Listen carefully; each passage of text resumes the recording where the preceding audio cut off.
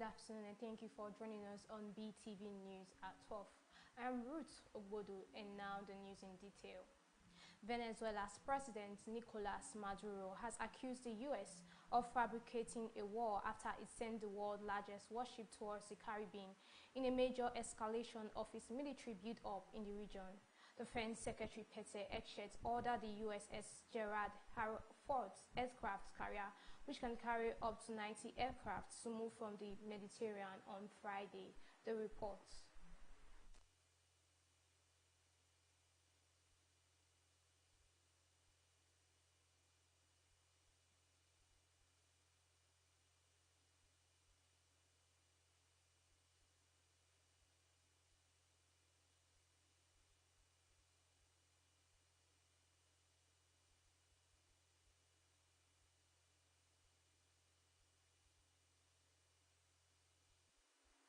Guineans have reacted with shock after it was announced that presidential candidates will need to pay a deposit of 875 million Guinean francs, equivalent to $100,000 or 75,000 euro, to contest December's election, which will see the military leaders hand power to civilians. Guinea has been under military rule since Colonel Mamadi Doumbouya seized power in a 2021 coup. The elections are being held under a new constitution that allowed Doumbouya to run for presidency, although he has not announced if he plans to. While the previous deposit was almost as high, 800 francs, some analysts had hoped it would be reduced to encourage more people to stand in these historic elections. Candidates who get more than 5% of the votes in the first round of the election will get their deposit repealed. The authorities say the high amount is needed to ensure only credible candidates take part, but presidential candidate Faya Milimuno says the deposit used to be much lower. Some 50 candidates from political parties and 60 independent candidates have been approved so far. The largest opposition parties, we have the Rally of the People of Guinea, led by former President Alpha Condé, and the Union of Democratic Forces of Guinea, headed by former Prime Minister Cellou Dalein Diallo, are not included on the provisional list, but they still have time to register. Guinea is heading into an election without Condé, who was ousted by Doumbouya, as well as Diallo and former Prime Minister Sidar Touré of the Union of Republican Forces. All three leaders are currently living outside the country.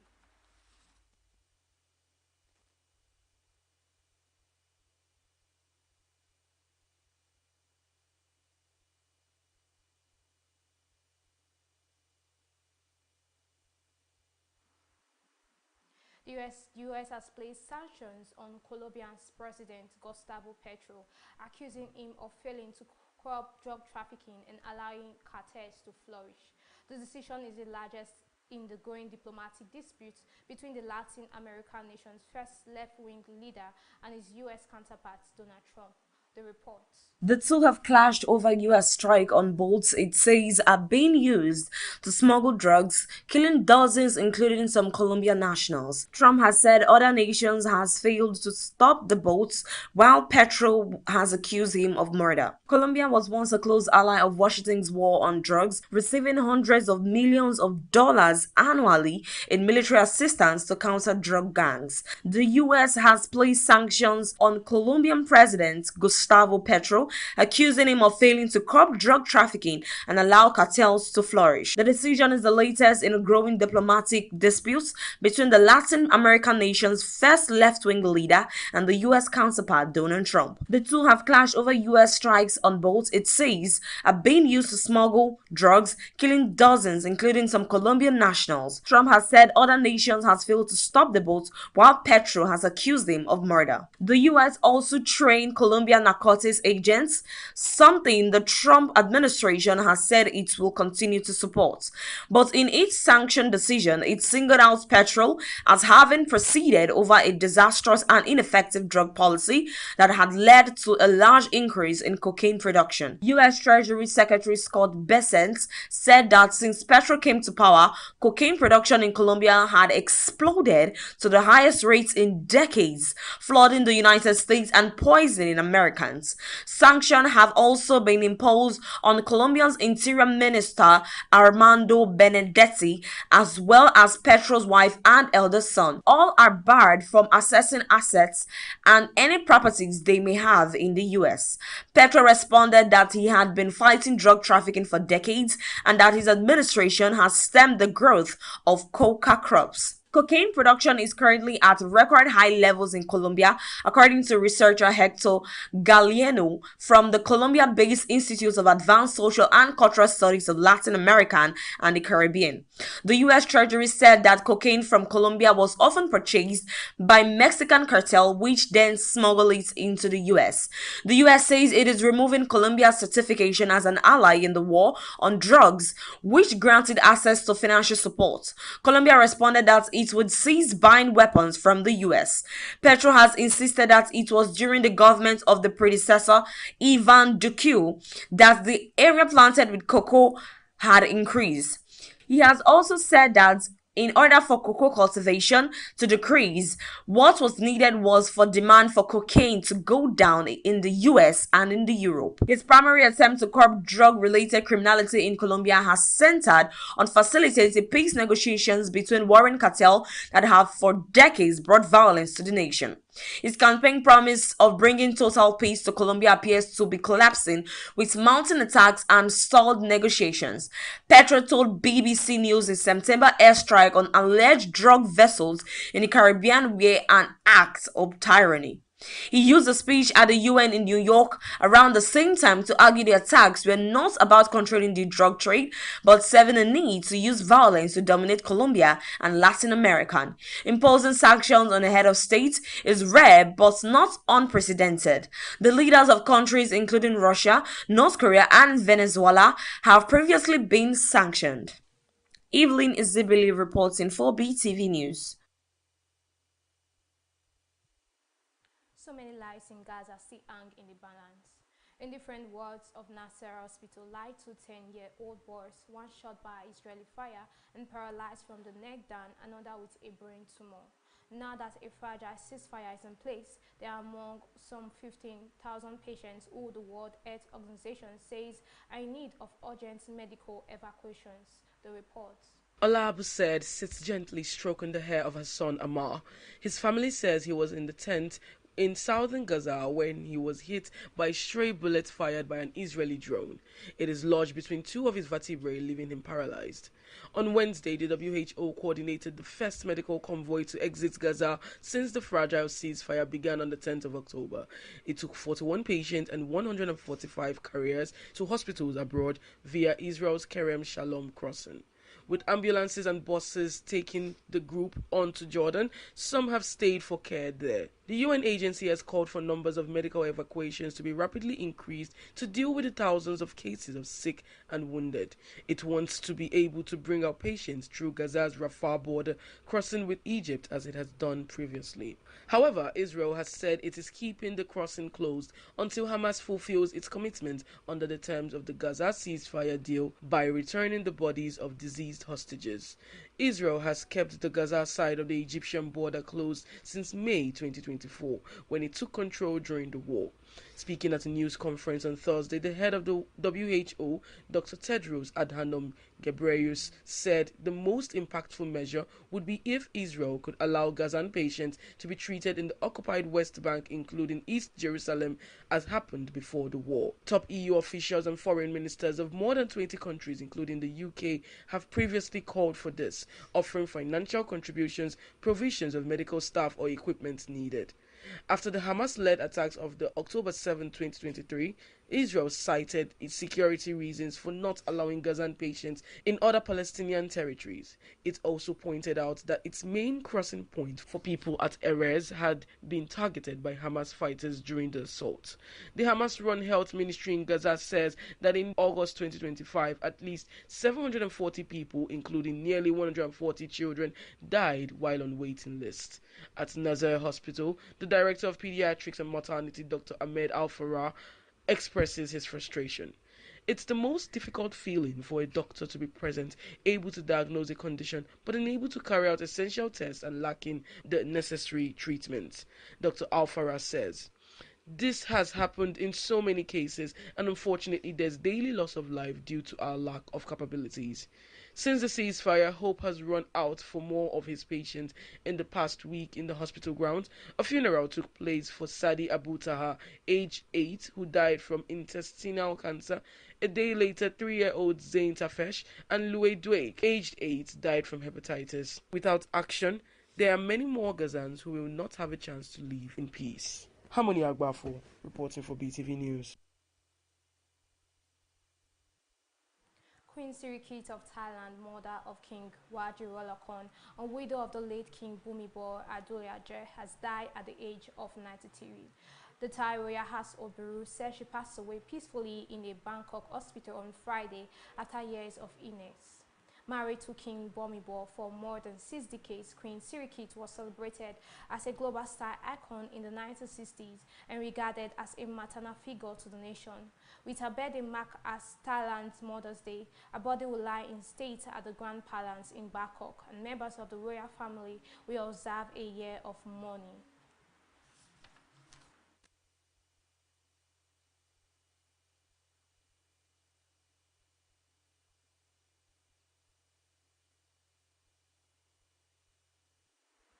Ontario Prime Doug Ford has said he will pause his province anti-tariff advertisement campaign in the U.S.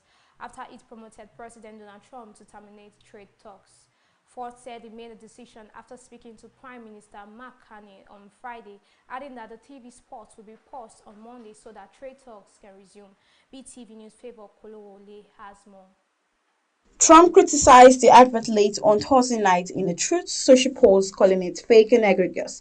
He said trade talks were hereby terminated. The advert, which was sponsored by the Ontario government, quotes former U.S. President Ronald Reagan, a Republican and icon of U.S. conservatism, saying tariffs hurt every American. The video takes excerpt from 1987 national radio address by Reagan that focused on foreign trade.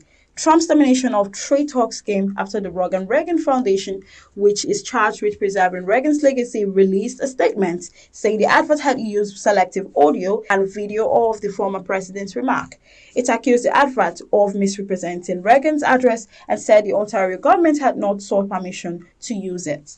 On Friday, Ford said the intention of the advert was to initiate a conversation about the kind of economy that Americans want to build and the impact of tariffs. We've achieved our goals, having reached U.S. audience at the highest level, Ford said. Trump's reaction to the advert has ignited debate in Canada over whether Ford's combative approach to U.S. trade talks is the right one, or whether the country would be better served by striking a friendly accord with its neighbor and collective trade ally. Canada is still the only G7 country that has not reached a trade deal with Trump since he began introducing sweeping tariffs. The U.S. has imposed a 35% levy on all Canadian goods, though most are exempt under an existing free trade agreement. It has also slapped sector-specified levies on Canadian goods, including a 50% levy on metals and 25% on automobiles. Those sector tariffs have especially hurt Ontario, where the bulk of Canadians' auto manufacturing industry is based. Prime Minister Carney has attempted that will ease the tariffs. 3/4 of Canadian exports are sold to the U.S., making its economy particularly vulnerable.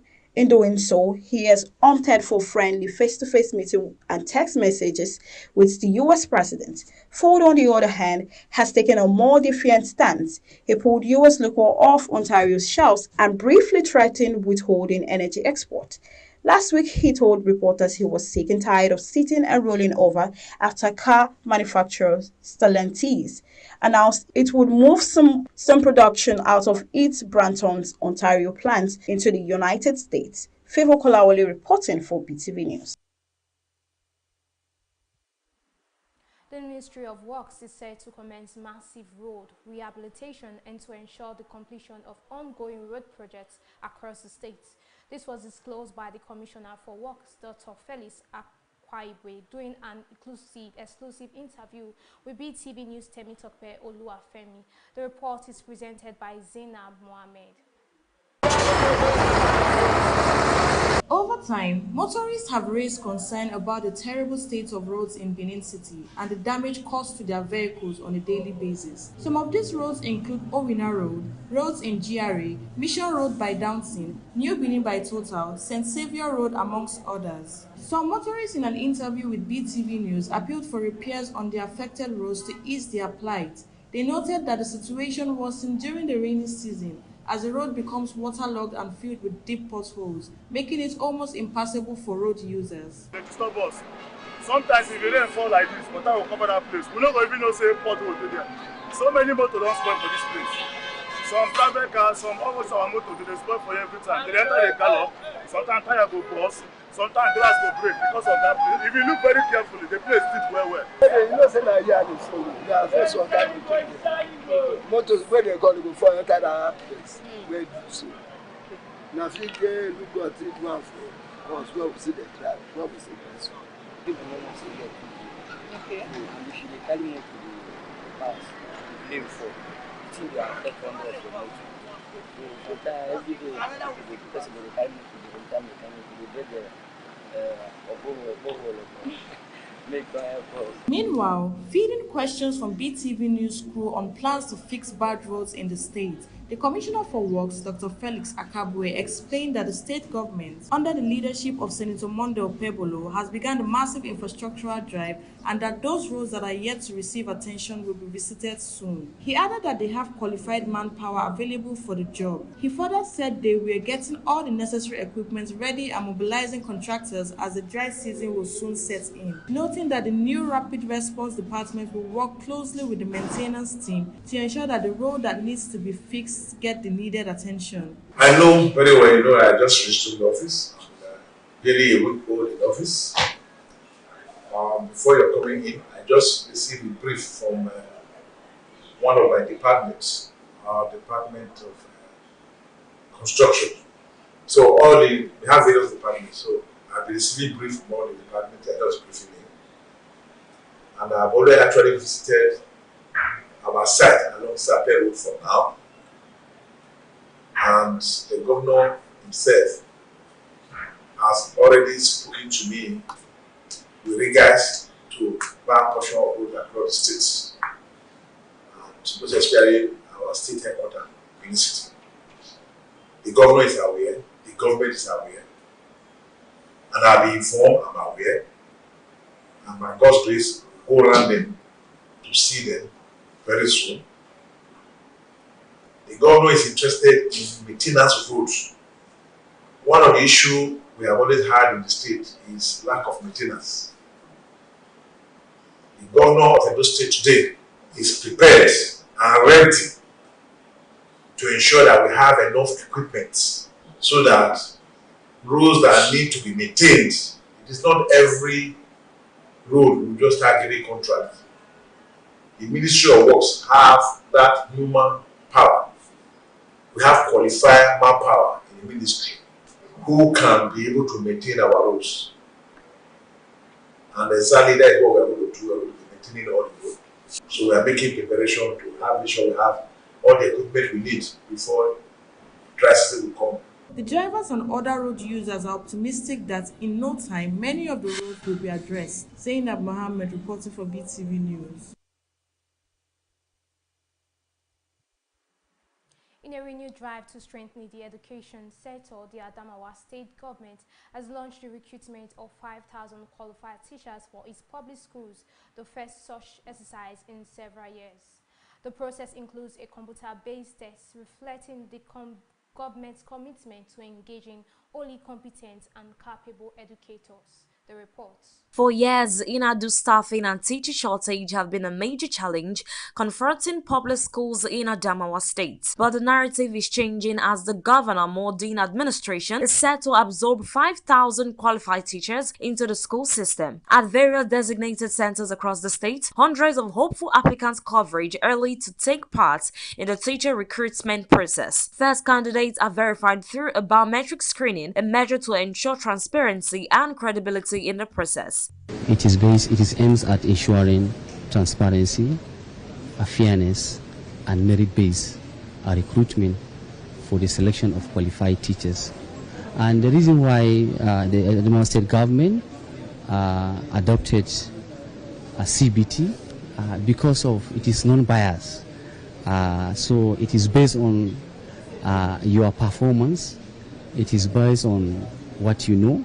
So, and it is a digital grading system. Officials say the exercise is being handled with fairness, reflecting the administration's desire to professionalize teaching in the state. For candidates, the process brings renewed hope, not only for employment but also for the future, where competence and merit takes the center stage. You need to read hard, and you must attend school before have willing or confidence to attend this exam or to fill the form from the first place. It's very transparent. You need to read hard, and you must attend school before have willing or confidence to attend this exam or to fill the form from the first place. It's very transparent, most especially for me. If you are not a qualifying teacher, you can't pass this exam.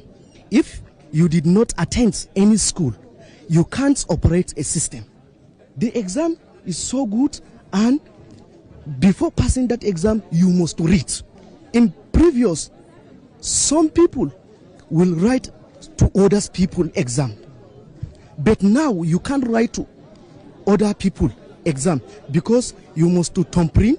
After thumbprint, there is fiscal first verification. All this procedure, you must follow it before writing that exam. With this exercise, the government hopes to inject fresh energy into the classroom, improve learning standard, and sustain its commitment to educational excellence. Evelyn Isabella reporting for BeeTv News.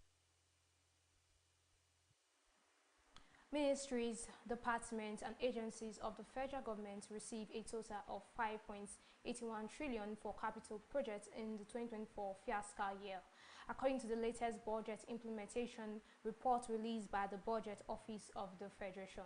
Let's join BeeTv News Temitope Oluwafemi for more details from the business world. The report obtained on Thursday showed that 81.91% of the amount was utilized, reflecting improved budget performance and project execution across key infrastructure sectors despite fiscal pressures and revenue shortfalls. The Budget Office noted that the utilization rate underscores the government's commitment to accelerating infrastructure delivery despite fiscal constraints and revenue shortfalls experienced during the period. The president of the Dangote Group, Alhaji Aliko Dangote, has said the Nigerian National Petroleum Company Limited has the opportunity to increase its 7.2% stake in the Dangote refinery. However, Dangote said this would happen after he must have proven to the state-owned company what the refinery can do. Within the next year, he noted that the refinery business will list 5 to 10% of its shares on the Nigerian Stock Exchange. The World Bank plans to deploy as much as $14 billion to boost global agri-business by 2030 through a new program dubbed Agri-Connect, part of a broader effort to create jobs and drive inclusive growth in developing economies. The initiative, announced during the World Bank Group International Monetary Fund annual meeting under the theme From Sectors to Systems, Building Job-Rich Economies at Scale, is designed to help shift smallholder farming from subsistence to profit-driven enterprise. The lender says Agri-Connect could generate millions of jobs while strengthening food systems and rural economics in low and middle-income countries. The outgoing president of the African Export-Import Bank, Prof. Benedict Orama,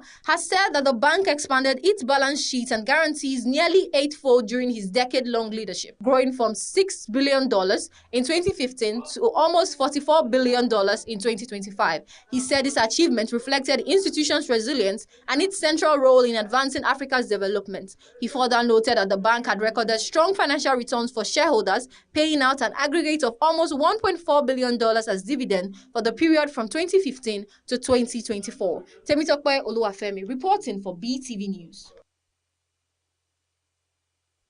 Moving on to the entertainment news, socialite Cubana chief priest surprises Lucky Udo with cash gifts after he opened up on financial struggles despite helping people gain spotlight. And also Nigerian rapper and singer Zlatan Ibile has shared how an academic setback changed the course of his life.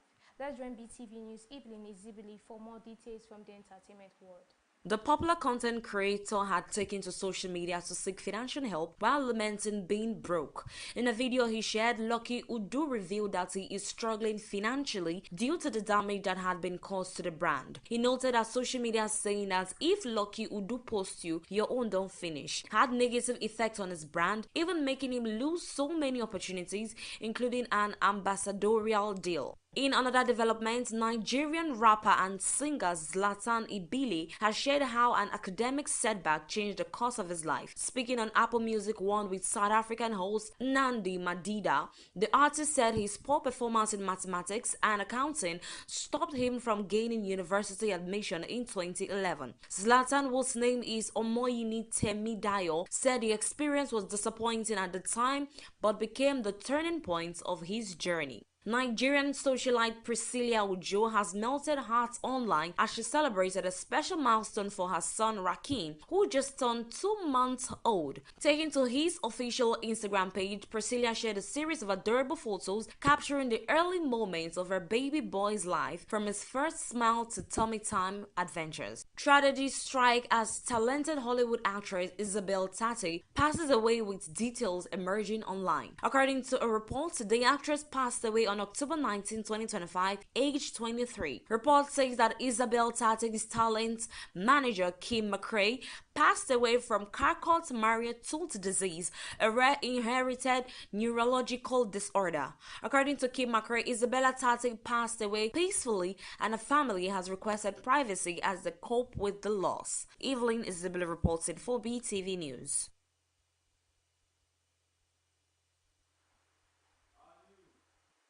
And that will be all on our 12 p.m. news. Thank you, and join us later on our 3 p.m. news updates. I am Ruth Obodo.